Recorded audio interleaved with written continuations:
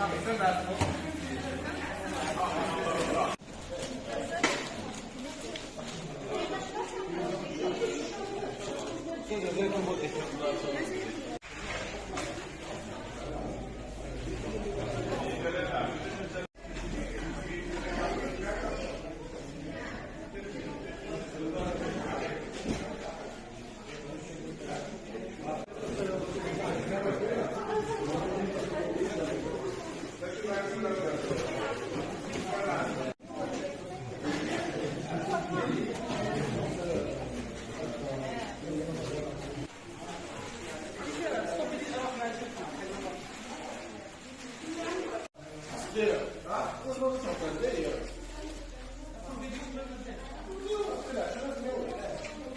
الله الرحمن الرحيم. السلام عليكم.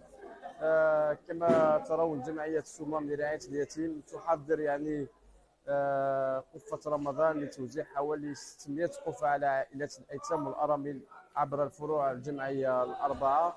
يعني نشكر جميع المحسنين الذين ساهموا في هذا العمل الخيري الذي سيكون حتما يعني سيدخل البسمة على وجوه الأرامل في هذا الشهر الفضيل، وسيساعد الأرملة يعني في مصروفها خاصة أمام الغلاء الفاحش للأسعار.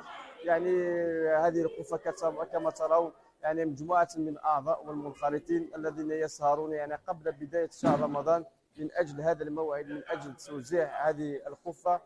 إن شاء الله يعني هناك نشاطات خيرية أخرى لهذا الشهر الفضيل، لذلك ندعو جميع المحسنين الذين يعني يرغبون في المساهمة التقرب من مقر الجمعية الكائن بحي النصيرية قرب محكمة بجاية. يعني إن شاء الله نضع اليد في اليد يعني لتحقيق أو تجسيد شعار الجمعية بدعمكم نرعاهم ونصنع فرحتهم. وشكرا. صحة تركو.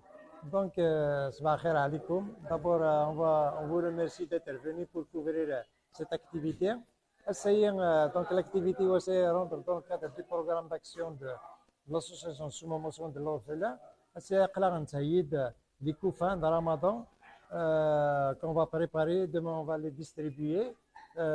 Donc, on remercie de passage tous les gens qui nous ont aidés pour avoir des coufins hier. Les orphelines et les orphelins. Donc l'opération continue.